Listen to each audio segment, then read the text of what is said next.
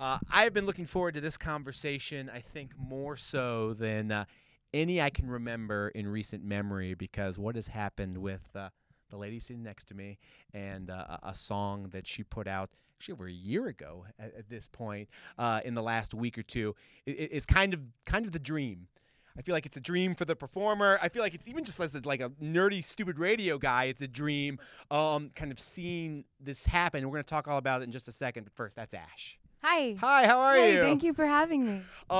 There's lots to talk about with moral of the story. I feel like there's kind of two ways to approach it, and we're going to get to that in a second. But for people who don't know, for people watching this who aren't familiar with you, I was wondering if we could just do like a little bit of background. Yeah. When you got started making music, how long you've been in Southern California, which I think is most of your life. Kind of just a little bit of background on you. Yeah.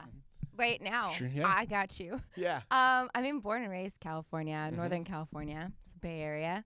And then, I've been doing music like forever. When I was little, writing really bad songs and making my parents like sit through the Christmas show plays. I never really thought it was going to be a reality, and went to music college and still was like, I don't know what the heck I want to do. And it's been just a long journey of slowly figuring it out. But I feel like every kid like fiddles with music at some point, Yeah. but usually there's a moment or a place in time where you realize like this I think is going to be my thing, or I'm going to try to make this the thing that I do. I'm not going to be a carpenter, or I'm not going to be a plumber. I'm going to really kind of go for it with this music thing. Was Yeah. there a moment like that for yeah, you? I would definitely say in high school, stuff was getting really tough in my family. There was a lot of drug abuse stuff, and life got really hectic. And so music just became sort of the only therapy or sort of best friend there for me. So there wasn't really a plan B. I didn't know how I was going to make a life out of music, but I knew it was just the only option. So It's funny. I feel like most successful musicians that I do talk to say that exact same thing. It's when there is no plan B and there's no other choice, because Yeah. music is and always will be the only choice. yeah, It's it's just what you are. It's what you do. Music or bust for sure. Totally. So you went to the Berklee College of Music, correct? I sure did. Very nice. And then at some point moved to LA. When did you get to LA? I didn't get to LA till I first moved to Nashville and Mhm. then San Diego with my now ex-husband, and then we moved to LA. I think I've been here for nearly 3 years now. Okay. Yeah. And some of that was it was always kind of writing your own music, but it was some of it working on other music, lots of projects for other people as well. Yeah. Uh-huh. Yeah. And when did the first kind of like release came out? Was it there was a 7 or 8 song EP? Yeah, there was Yeah. The Rabbit Hole. The was Rabbit my Hole. first EP. There's this first single called Used to It that we put out.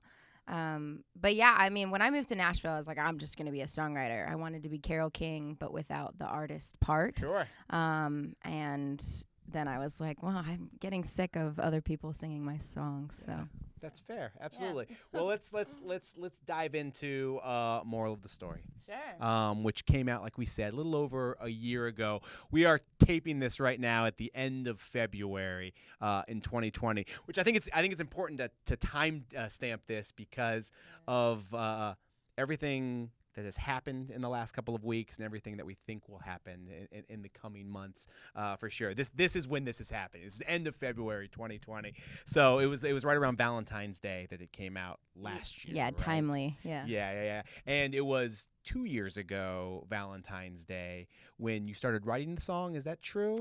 Yeah, about that time. It was around 2 years ago, Valentine's Day, that I filed for divorce. Yeah. So, yeah. Well, let's talk about that part of the song. Let's talk about just the song itself, the making of the song, Sure. the lyrical content of the song. Obviously, if you listen to the lyrics, it is an emotional song about your divorce. Yeah. Can you kind of go into that a little bit, I guess? Yeah,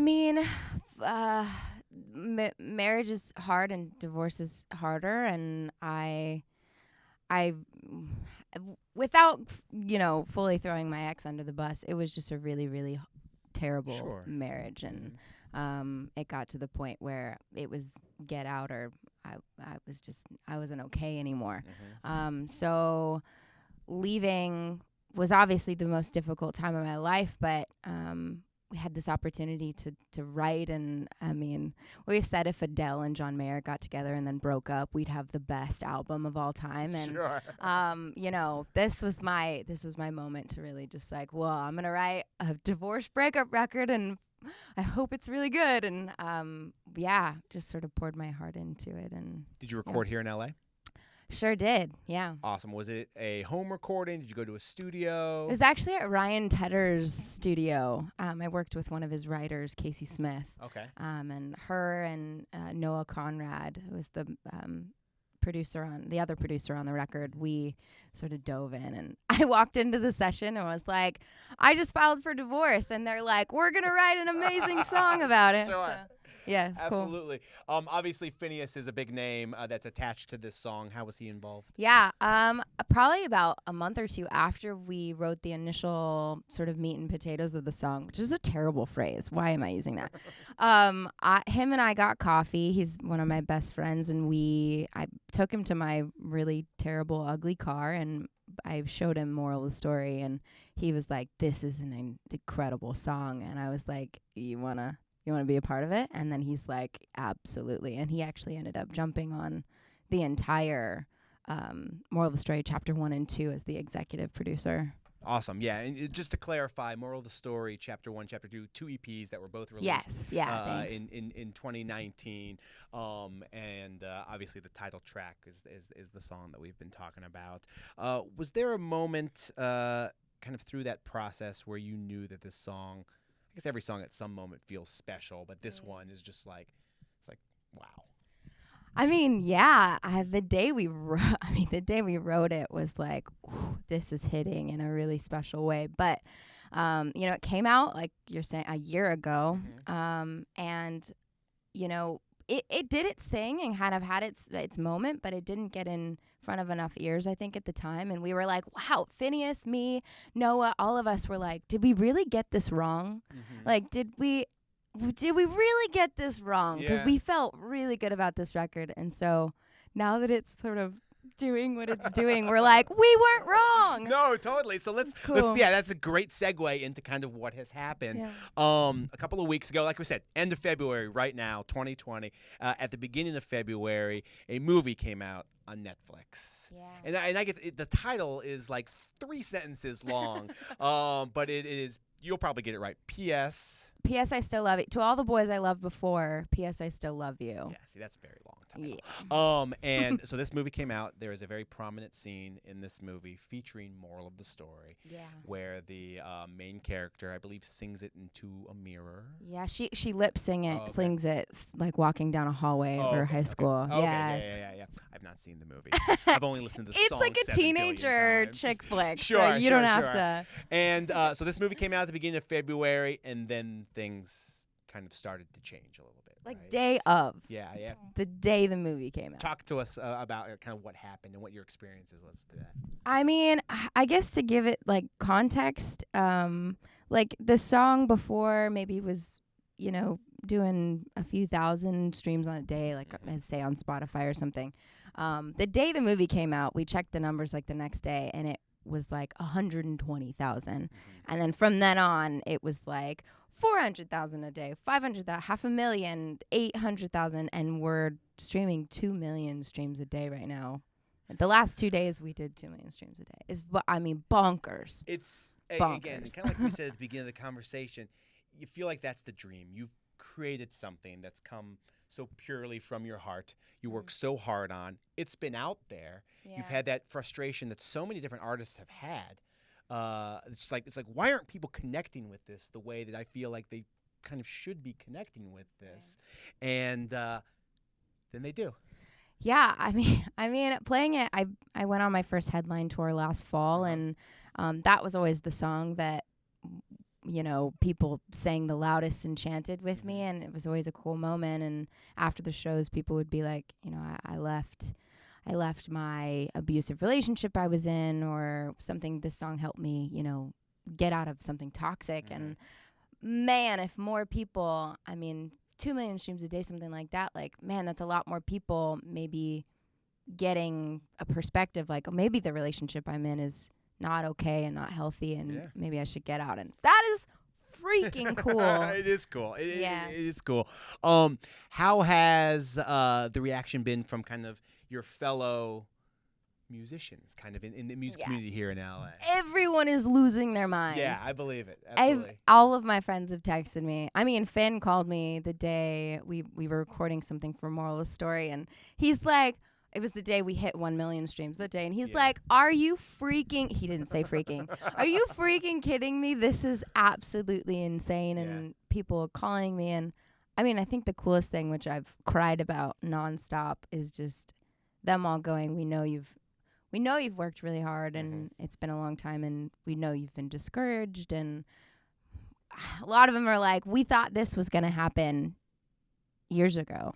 So I think everyone was like, did we really get it wrong? Oh, we didn't get it. Something's happening. Totally. Yeah. I think that everybody who follows music, even on a tertiary level, knows an artist that has worked hard on something, that has poured their heart into something, and this has not happened for. So to have a story where you know an artist who has worked that hard and put so much into something, and it is starting to happen for, is, like I said at the beginning of the conversation, it's just the best thing that we do.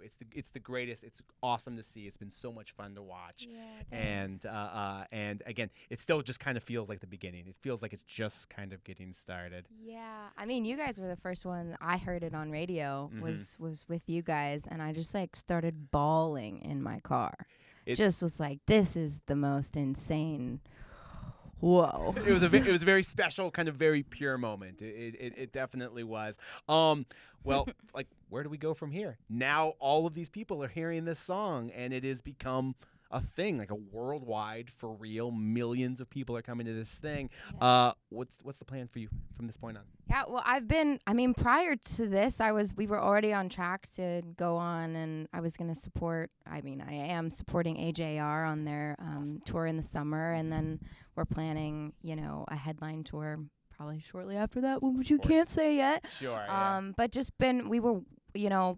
we were working our butts off before this happened, and so nothing's really changed, Now we work even harder, now that there's more ears and writing. I've been writing new music nonstop. Well, there's going to be another question I asked is, obviously the 2 EPs came out last year. We are even though it came out a year ago, we are at the very beginning of the story of Moral of the Story. But is there new music? Is there an album? Is there something that else that you've been working on? There's things. Okay, you don't have to get specific. I understand that's like a whole thing. It's the whole thing. Yeah. Totally. Okay, good. That's great news. But definitely working on new music, and music I'm really proud of. And music, hopefully, that, like, I was talking to Noah, the producer on Moral of the Story, yesterday. We were writing, and I was like, I just want to make music that I feel like no one else could, put out. Yep. I want to put out a record that they're like, oh, yeah, Ashe is the only one who could sing this song. Sure. But then it,